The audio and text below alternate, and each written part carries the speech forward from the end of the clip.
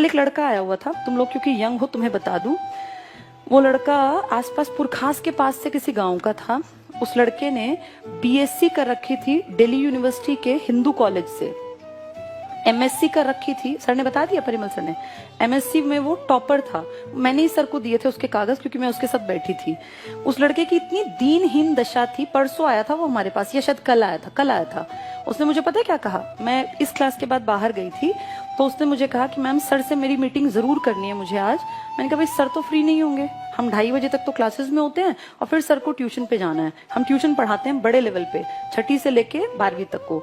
तो कहता है कि मैम चाहे शाम तक मुझे बैठा लो, मुझे 2 मिनट की सर से मीटिंग करनी है, अगर मैं आज चला गया ना तो कल मुझे दुकान खोलनी पड़ेगी चाय की। मतलब मुझे उस पर तरस आया उस लड़के पे कि कितना हाईली एजुकेटेड, एमएससी में जो फर्स्ट रैंक होल्डर था, जिसने बीएससी इतने बढ़िया कॉलेज से कर रखे जहां एडमिशन नहीं मिलता लोगों को, लाइन में लगे होते हैं इतने अच्छे अच्छे बच्चे, और ये सब करके फाइनली उसके हाथ में क्या 3 बेटियां थी उसकी। कह रहा था 21 साल में शादी हो गई और 27 साल का अब है, 3 बेटियां। सोचो कितनी जिम्मेदारी, उम्र कितनी, 27 साल। और अब फाइनल स्टेज क्या थी कि अगर कल मेरी मीटिंग नहीं हुई, मुझे जॉब नहीं मिली, तो कल मैं दुकान पे बैठ जाऊंगा चाय की पे। आप ये देखो कितनी दयनीय दशा है किसी इंसान की पढ़े लिखे की। मतलब मुझे तरस आया कि इतना पढ़ लिख के उसको चाय बनानी पड़ेगी, फिर क्या फायदा हुआ इतनी पढ़ाई लिखाई का। दिक्कत क्या थी, वो अपने घर में इकलौता पढ़ा लिखा था। वो मूवी है ना 3 इडियट्स, देखी हो तो, वो एक पोस्टमैन का वो लड़का था, उसका एक डायलॉग था बड़ा अच्छा, जो जिंदगी में सच में समझने की चीज है कि जो गरीब परिवार में एक आधा पढ़ जाता है ना, तो माँ को लगता है ये हमारी सारी गरीबी मिटा देगा। उस लड़के से वही एक्सपेक्टेशन थी 9 भाई बहनों की और माँ बाप की कि ये हमारी गरीबी मिटा देगा। उस पर धड़ल्ले से पैसा लगाया, पानी की तरह पैसा जाता है। तुम अगर पढ़े लिखे हो तुम्हें पता होगा, बीएससी एमएससी ऐसी ही नहीं होती, रोज आवाजाही में बहुत रुपए खर्च होते हैं, कहीं रहोगे पढ़ोगे तो पैसा लगता है, फ्री में कुछ नहीं होता। और फाइनली क्या है, आज वो बेरोजगार, 3 बेटियों की जिम्मेदारी उसके ऊपर है। और उसने ये कहा मुझे लिटरली कि मैम 20,000 तक की नौकरी अगर मुझे मिल जाए तो मेरे बच्चों की रोटी चल जाएगी। मतलब दया का भाव आया, ये नहीं कि बहुत काबिल है, ये कि इस बेचारे की हालत क्या है। उसको मैंने कहा तुम्हारी जिंदगी की सबसे बड़ी गलती पता है क्या है, तो उसने कहा कि नहीं पता।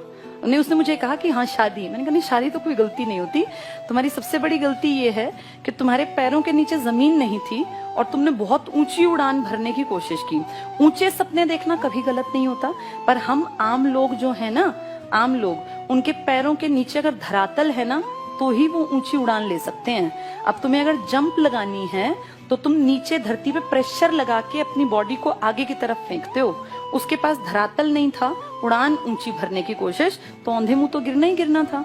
किसी भी इंसान को सबसे पहली चीज देखनी चाहिए मेरी असली स्टेज क्या है।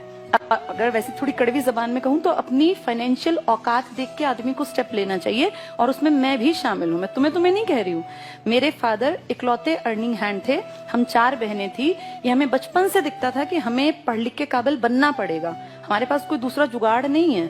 हमारा ये नहीं है कि पिताजी पैसा लगा देंगे और हम कहीं चले जाएं कि हम कामयाब हो जाए, नहीं, पढ़ना पड़ेगा। अपनी असलियत पहचानी 12th क्लास में। मेरे उस टाइम पर 82% मार्क्स थे, तब बहुत बड़ी बात होती थी। 82% में लोग पता नहीं कहाँ हवा में उड़ते थे। तब मैंने ये बिल्कुल नहीं सोचा कि मैं डीयू ज्वाइन करूं या मैं डीयू जाऊं, मैं दिल्ली से ही थी। तब मैंने सोचा कि मैं कैसे क्या करूं कि मैं 2 साल में इंडिपेंडेंट बन जाऊं। और तब डाइट में एडमिशन हुआ करता था, एंट्रेंस टेस्ट। 12वीं करते ही, जैसे 12वीं के एग्जाम खत्म हुए, अगले दिन एनसीईआरटी उठाई थी 6ठी से 10वीं तक की, सारी गो थ्रू हो गई। मेन चीजों को रजिस्टर में लिखा।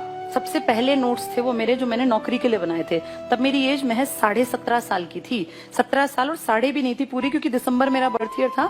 17 साल 4 महीने मेरी उम्र थी जब मैंने पहली बार नोट्स बनाए अपनी नौकरी के लिए। और उसके बाद फिर मैंने कभी पीछे मुड़ के नहीं देखा।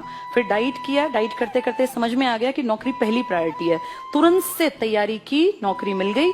नौकरी के बाद मुझे ये था कि मुझे बहुत आगे बढ़ना है, क्योंकि अपने ऊपर क्षमता पे अपने पे होता है, मैं कुछ कर सकती हूँ। उसके बाद नौकरी करते करते मैंने बीएड का एंट्रेंस दिया इग्नू का 2007 में।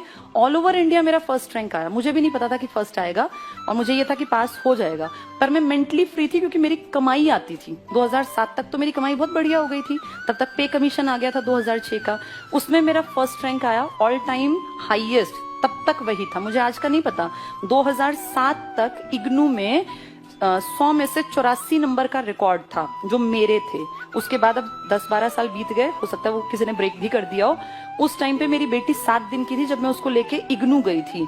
इग्नू में हेडक्वार्टर में। और जब बच्चा बहुत छोटा होता है, इन्हीं दिनों उसका बर्थ था 7 नवंबर का, 14 नवंबर की मेरे ख्याल मेरी पता नहीं 12 की मेरी रिपोर्टिंग वगैरह थी, वहाँ कागजात चेक होते हैं। तो मैं अपना शॉल वॉल पूरा ढक के जैसे जाते हैं बच्चा होने के बाद, जैसे तुमने माँ को देखा भी होगा, तो वहां सबका एटीट्यूड पता है क्या था कि ये ऐसी कोई महिला आ गई है। वहां सब लोग बैठे हुए थे हॉल में।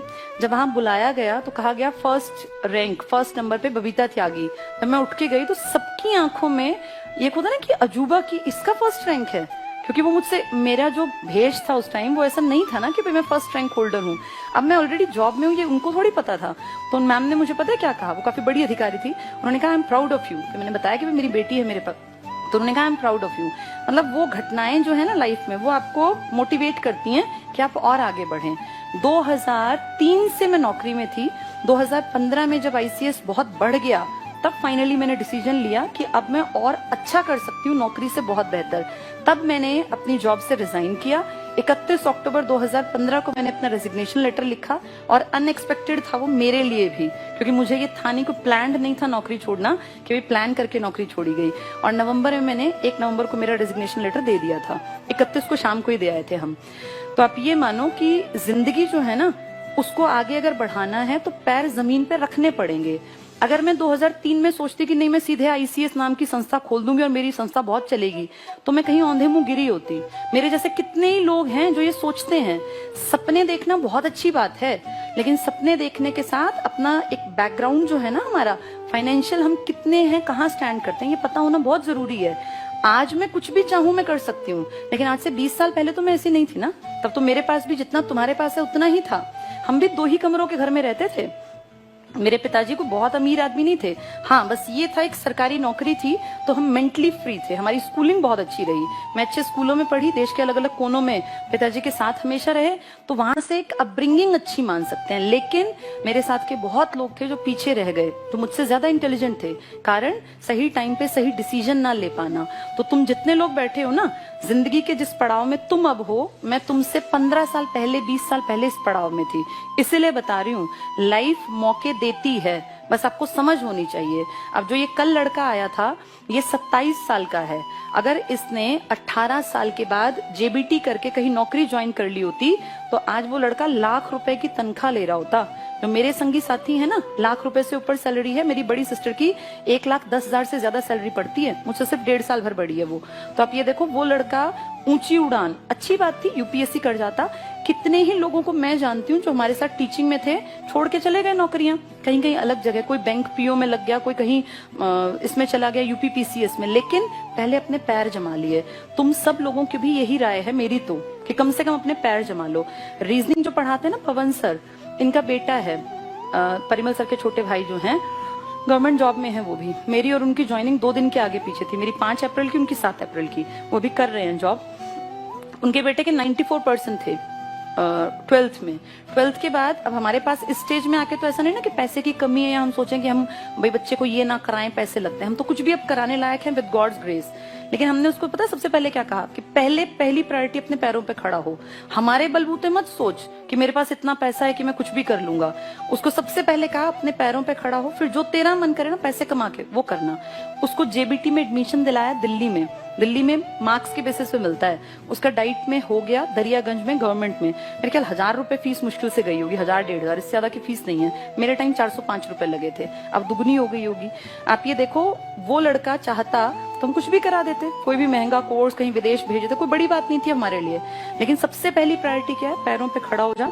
उसके बाद तेरा मन करे मुझे यूपीएससी करना है, मुझे पढ़ाना है, मुझे शेफ बनना है, कहता है मुझे इसमें इंटरेस्ट है होटल मैनेजमेंट में, तो कर लेना, पर पहले पैरों पे खड़ा हो जा। जिस दिन कमाई आ जाएगी ना, छोड़ के कमाई को, ये प्रूव करके कि मैं कुछ हूँ, मेरी कोई काबिलियत है, फिर करते रहना होटल मैनेजमेंट। तो ये देखो, जो समझदार है ना, वो सबसे पहले अपनी जमीन पकड़ता है। जमीन से उछाल ली जाती है, हवा में नहीं उछला जाता। जो हवा में उछलते हैं फिर उनकी, वो कल वाले लड़के का एग्जाम्पल है, वैसी दुर्गत होती है। और मैंने बहुत करीब से ऐसे लोग देखे हैं जो बहुत काबिल थे, लेकिन वो कुछ नहीं कर पाए।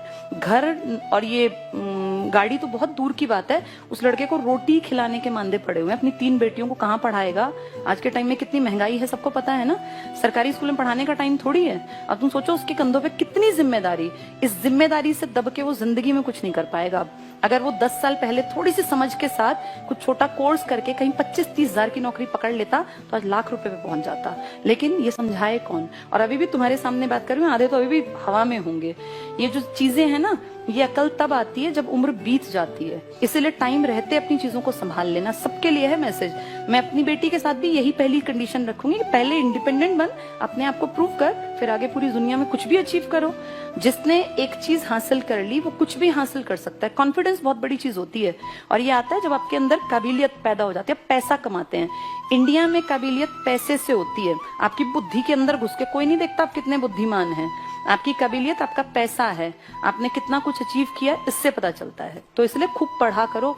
अब 1-2 साल में तुम लग गए और रह गए तो रह गए, फिर बैठे रहोगे।